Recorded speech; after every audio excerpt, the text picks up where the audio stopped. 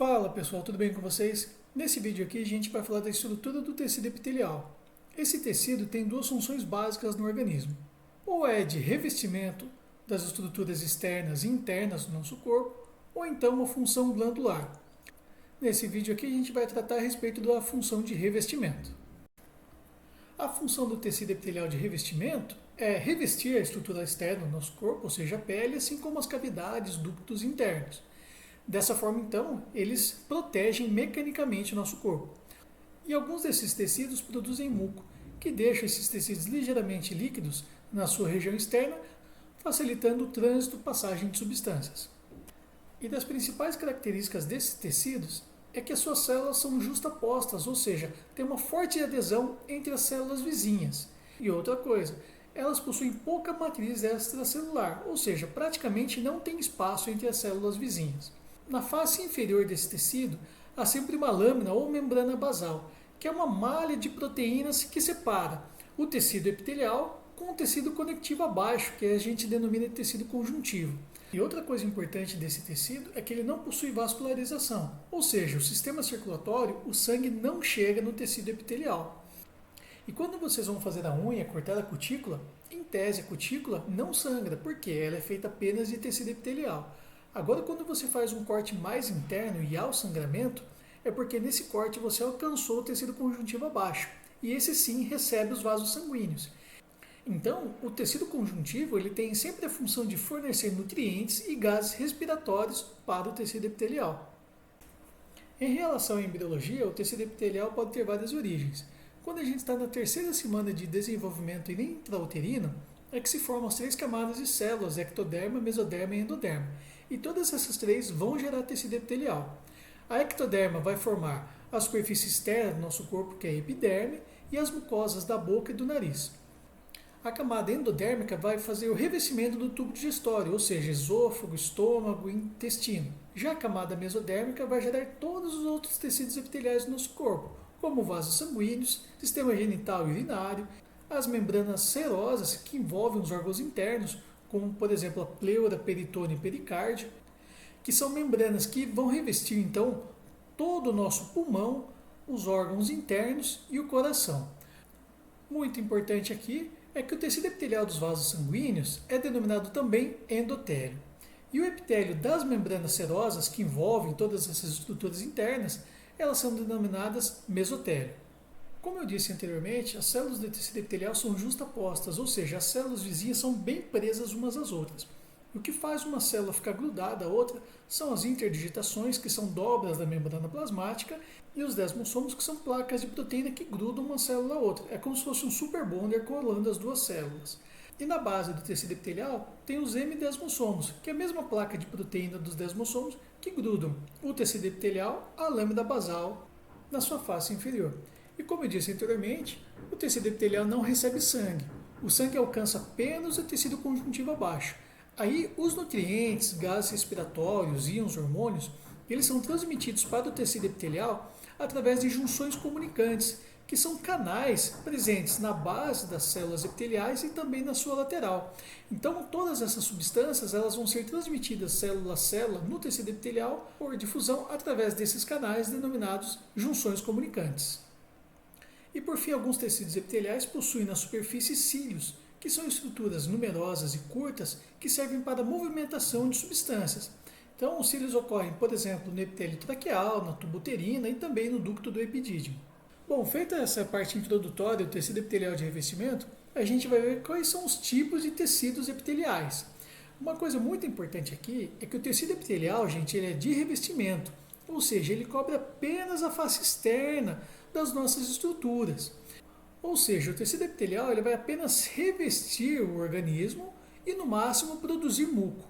Agora, todas as outras estruturas que podem estar relacionadas ao tecido epitelial, como, por exemplo, a presença de pelos, nervos, músculos, vasos sanguíneos, essas estruturas estão sempre presentes somente no tecido conjuntivo abaixo. Ou seja, ele não carrega nada em sua estrutura. O tecido epitelial ele é caracterizado de duas formas. Primeiro, em relação ao número de camadas de células e também em relação à forma das suas células. Quando o tecido possui apenas uma única camada de células, a gente chama esse tecido de epitélio simples. Quando tem várias camadas, a gente fala que o epitélio é estratificado. Quanto às formas das células, existem três tipos. Células achatadas, que a gente denomina de pavimentoso, células cúbicas, que daí são chamadas de cúbicos, ou então células alongadas, que são chamadas de células prismáticas, colunar ou cilíndrica. Esses três tipos de células estão presentes tanto no tecido epitelial simples como estratificado. Então vamos começar aqui com o tecido epitelial pavimentoso simples, que é um tecido feito de apenas uma única camada de células e essas células são achatadas. Esse tipo de tecido está presente no interior dos vasos sanguíneos e linfáticos e também nas membranas serosas, que é o pericárdio, pleura e peritônio. Essa figura mostra bem como que é o tecido pavimentoso simples, uma única camadinha de célula aqui e todas elas são achatadas. Logo abaixo do tecido epitelial está presente a membrana basal, bem fininha, que é uma malha de proteínas, que conecta o tecido epitelial ao tecido conjuntivo abaixo, e o tecido conjuntivo abaixo que possui então os vasos sanguíneos. Já o epitélio cúbico simples, as células são em formato cúbico.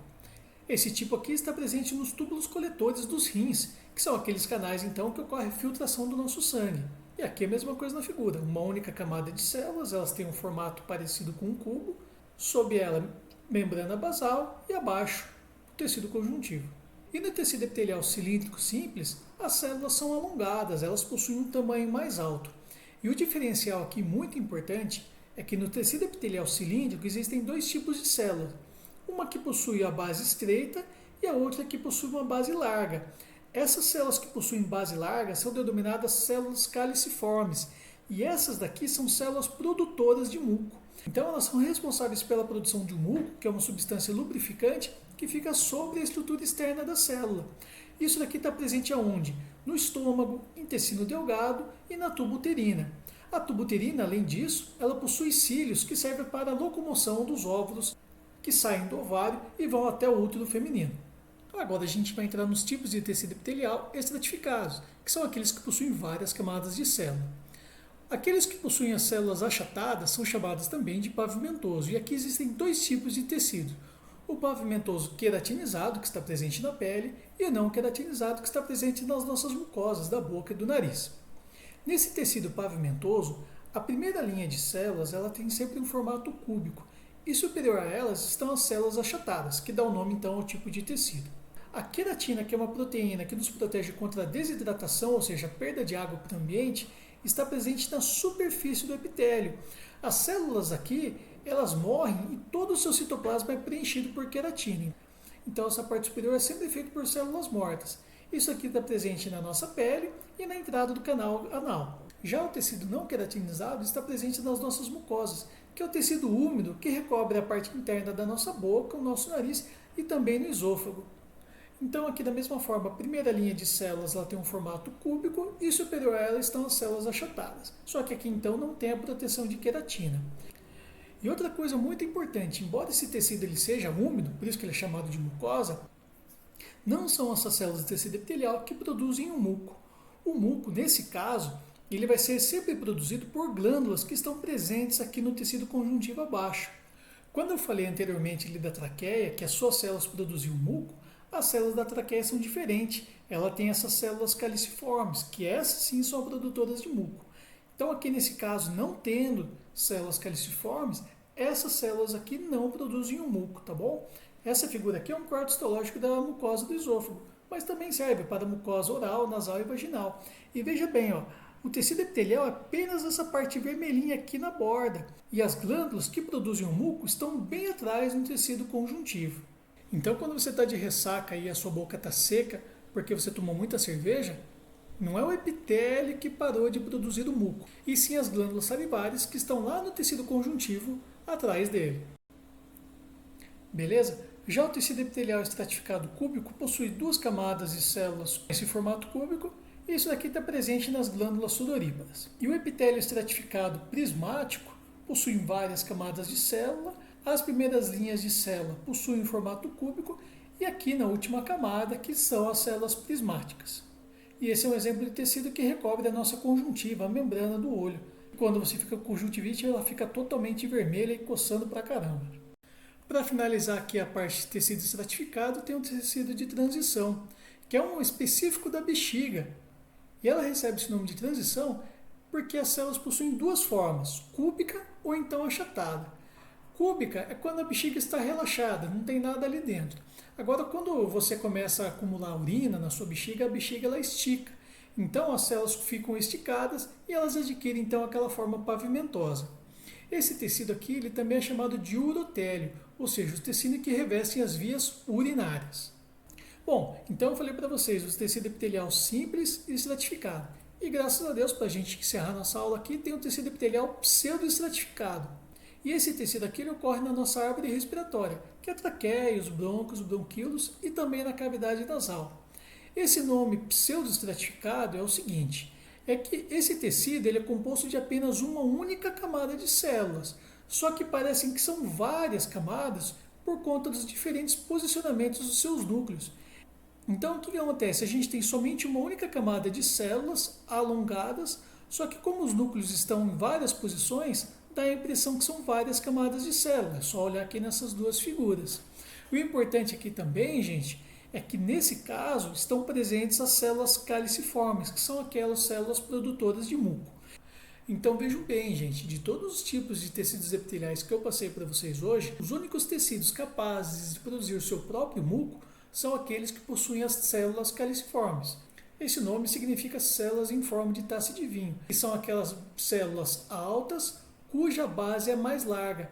A produção de muco é sempre feita na base dessas células aqui, tá bom? E elas estão presentes aonde?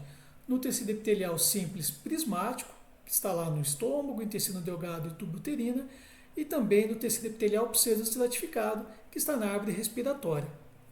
E para encerrar, uma característica dos tecidos epiteliais é que eles possuem suas próprias células-tronco, e elas estão sempre presentes na base dos tecidos estratificados.